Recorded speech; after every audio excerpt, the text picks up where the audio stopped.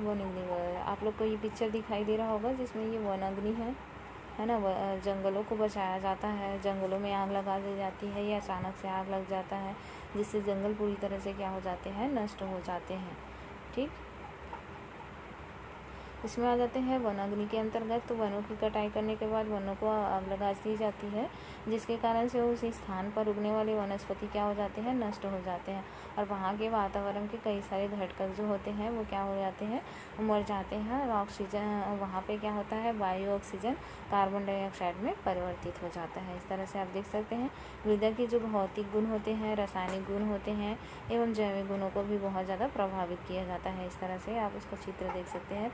वनाग्नि अगर होता है तो बहुत ज़्यादा क्या हो जाते हैं, प्रभावित होता है, पूरा वातावरण प्रदूषित हो जाता है और वनस्पति जो होते हैं वो नष्ट भी हो जाता है। उसके बाद देखते हैं हम स्वदेशी, इसके अंतर्गत देखते हैं स्वदेशी एवं विदेशी प्रजातियों की खेती। स्वदेशी और विदेशी प्रजातियों की खेती भी की जाती है, जिससे कई बार ज़्यादा प्रजातियों की खेती करने की वजह से फसल का नुकसान हो जाता है और मृदा की जो उर्वरक क्षमता होती है वो भी समाप्त हो जाते हैं। ऐसी प्रजाति जिसकी उत्पत्ति अपने देश में होती है उसको हम क्या बोलेंगे, स्वदेशी बोलेंगे। लेकिन जिसकी उत्पत्ति दूसरे देश में होती है उसको हम क्या बोलते हैं, विदेशी बोलते हैं। जैसे स्वदेशी के अंतर्गत सैगोन, साल, देवदार आ जाते हैं, जबकि जो विदेशी के अंतर्गत कॉर्निफर, कैजुरैना, यूकेलिप्टस ये सब आ जाते हैं। ये आप लोग देख सकते हैं इसमें चित्र में। ठीक है, नेक्स्ट हम देखते हैं इसी के अंतर्गत प्रदूषण के बारे में देख लेते हैं। प्रदूषण अलग अलग होता है जो वातावरण को बहुत ज़्यादा नुकसान पहुंचाता है।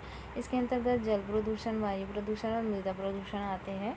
मृदा प्रदूषण, जल प्रदूषण किसको भी बोला जाएगा, जब जल बहुत ज़्यादा प्रदूषित हो जाते हैं मनुष्य के मानवीय कारणों के कारण। फिर नेक्स्ट देखते हैं वायु प्रदूषण।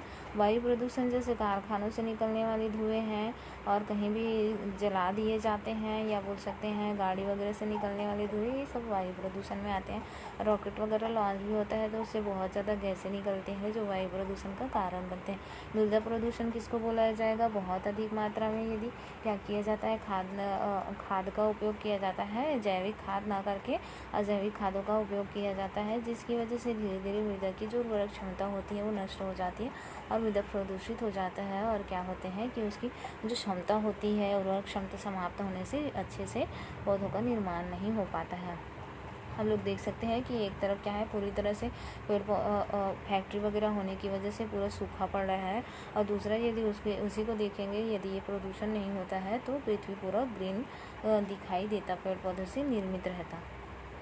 प्रदूषण का ये आप लोग और ड्रॉ दिखा देती हूँ जिससे आप लोग को अच्छे से समझ में आएगा। आप लोग देख सकते हैं कैसा ये चित्र जो दिख रहा है, इससे आप लोग को समझ आ रहा होगा कि प्रदूषण की वजह से क्या क्या हो सकता है। बहुत ज़्यादा पृथ्वी को कितना इसकी वजह से नुकसान होता है, ये भी आप ड्रॉ देखिए। पेड़ पौधे को नुकसान होता है, जीव जंतुओं को, पृथ्वी की ताप बढ़ जाती है ज़्यादा प्रदूषण की वजह से। इस तरह से ये पाया जाता है पूरा।